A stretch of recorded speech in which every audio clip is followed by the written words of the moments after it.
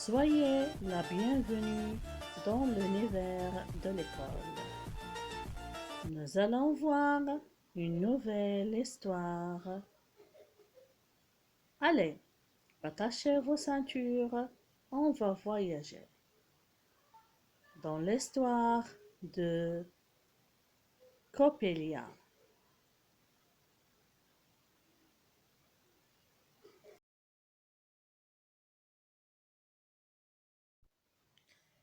Il était une fois sur la place d'un village deux amoureux qui se câlinaient tout en faisant des projets car ils allaient bientôt se marier. Lui s'appelle Franz, elle se nommait Swanhilda.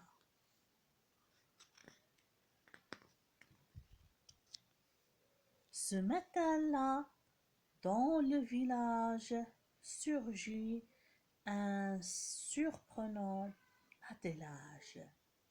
Une roulette tirée par un cheval. Elle appartenait à un savant du nom de Coppelius, qui inventait toutes sortes de machines bizarres sous son grand chapeau d'illusion.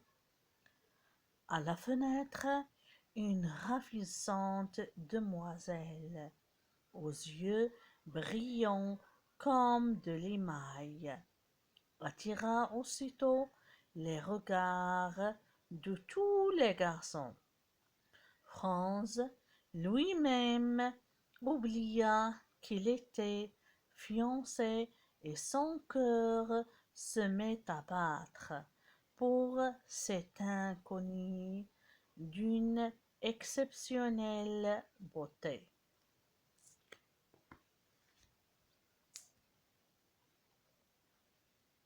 Le soir, sans crainte du vertige, les jeunes gens du village exécutèrent 1000 et une voltige afin d'attirer l'attention de la belle.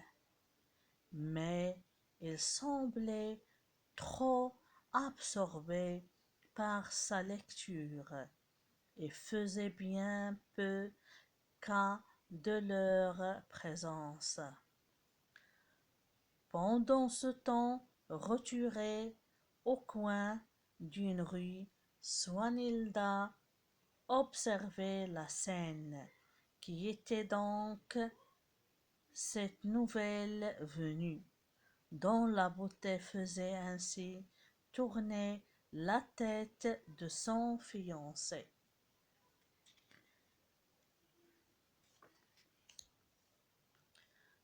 D'un pas décidé, la future mariée alla frapper à la porte de la roulette. Toc toc. On vous demande à l'auberge, lança-t-elle à Coppelius, d'un ton qui ne souffrait aucune question. Quand l'inquiété inventeur eut disparu, il appela ses amis. Dépêchons, allons examiner de plus près celle qui a ravi le cœur de mon fiancé.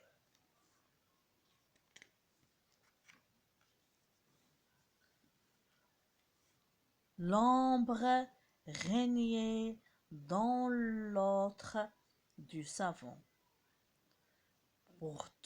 Pourtant, dans un fouillis de pendules, de rouages, de ressorts, de bras, de jambes, de torse, éparpillés, de perruques et de mains, Les intruses distinguèrent de curieux personnages. Une danseuse de flamenco, un vieux mandarin, un soldat écossais. Swanhilda et ses amis observèrent attentivement ces créatures et s'écrièrent: leurs mains sont gelées, leurs sourires sont figés, quel regard pétrifié!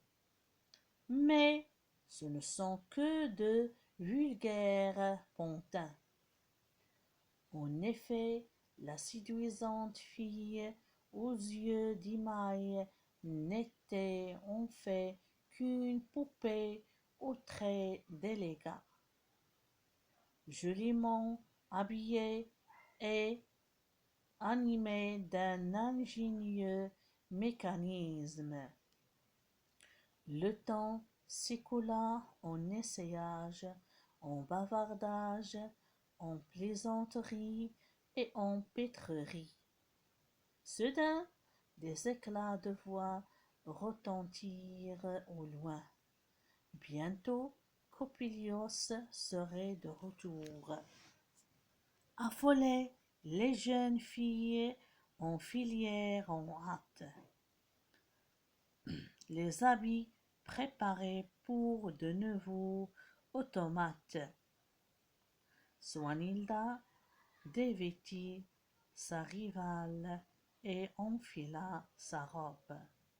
Vite! Elle repoussa la poupée derrière un paravent, puis elle se cacha sous un voile. Il était temps, car le savant ouvrait maintenant la porte en compagnie de France. Admire mes créatures, lança le vieillard. Ne sont-elles pas plus parfaites que des êtres vivants? Il lui présenta une indienne, une Gessin, une Mexicaine, mais le jeune homme secouait toujours la tête. Toutes lui paraissaient vilaines, comparées à la jeune fille de porcelaine aperçue le matin même. Tu préfères donc Coppelia, fit le savant d'un air. Entendu alors qu'il ôtait le voile dissimulant Swanhilda. Aveuglée par l'amour, France enlaça celle qu'il prenait encore pour la mystérieuse inconnue et se mit à la faire tournoyer. Mais sa fiancée fut exprès de se montrer maladroite. Elle lui marcha sur les pieds, trébucha, le déséquilibra et l'entraîna au sol. Patatras.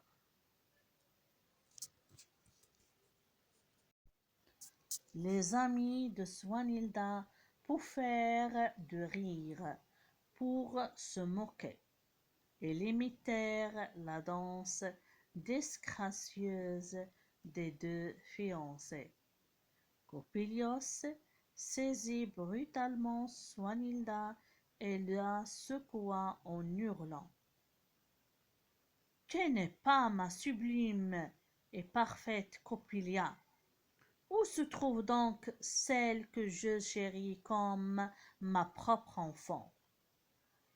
C'est alors qu'il aperçut quelques boucles de cheveux dépassées du paravent, laissant retomber Swanhilda sur le parquet. Il se précipita vers son chef-d'œuvre, désarticulé et commença à se lamenter. Jamais je ne pourrai reconstituer celle que j'ai mis tant d'années à crier. Pendant ce temps, Franz prenait conscience de sa méprise. Tout cela n'était donc qu'illusion. Comment ai-je pu me laisser envoûter par une marionnette au rouage bien huilé? En temps, il se remit sur pied et voulut aider sa fiancée à se relever.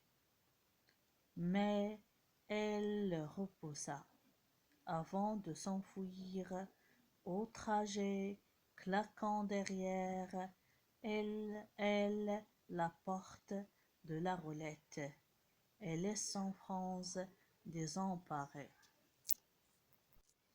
Le lendemain, une intense agitation animait le village. Une cloche immense devait y être dressée et la coutume exigeait qu'une fête fût organisée. Ce n'était que va-et-vient de costumes brodés, de bouquets de fleurs et de rubans bariolés. Bientôt, le seigneur de la région fit son apparition en costume d'apparat, au milieu des vivants. Sous les doigts des musiciens, un air endiablé enflamma l'assemblée. Tout le monde se mit à chanter et à danser, rivalisant d'élégance et d'agilité. Alors que l'ambiance était à son comble, Swanhilda parut vêtue d'une robe immaculée. Franz la trouva plus ravissante que jamais. Effacée, Coppelia envolait l'illusion. Un seul être occupait de nouveau le cœur du garçon. Franz voulut embrasser celle qu'il désirait de nouveau épouser. Mais encore meurtrie, la jeune fille refusa. Alors, afin de venger à travers elle toutes les filles abandonnées par leurs fiancés, ses amis se mirent à crier: « A-t-on idée de s'amouracher de la première poupée de passage? Voilà ce qui arrive aux cœurs volages et aux esprits perturbés. À coups de balai, à coups de bâton, faisant tomber les chapeaux des garçons, les piétinant dans la poussière. Les demoiselles mimèrent tour à tour l'indignation, la tristesse, la colère. Au bout d'un moment, le Seigneur intervint en signe d'apaisement. Il s'approcha des fiancés et réunit leurs mains. Le regard de Franz plongea dans celui de sa bien-aimée. Oubliez les beaux yeux d'émail. « Sauras-tu pardonner mon égarement ?» murmura-t-il. Swanhilda battit des paupières en guise d'assentiment. L'amour vrai sortait grandi de l'épreuve. La fête reprit alors de plus belle au son de l'orchestre, dans la frénésie des rires, des chants et des danses. Pendant ce temps, Coppelius emportait au loin sa poupée, désormais désarticulée, toujours muette, ratatinée. Sans doute s'acharnerait-il durant des années à la remettre sur pied. Sans doute ne parviendrait-il jamais à lui redonner l'artificielle et parfaite beauté dont toute sa vie elle avait rêvé. Sans doute rêverait-il encore longtemps de 16 ans en 16 ans à l'ombre de son grand chapeau d'illusion.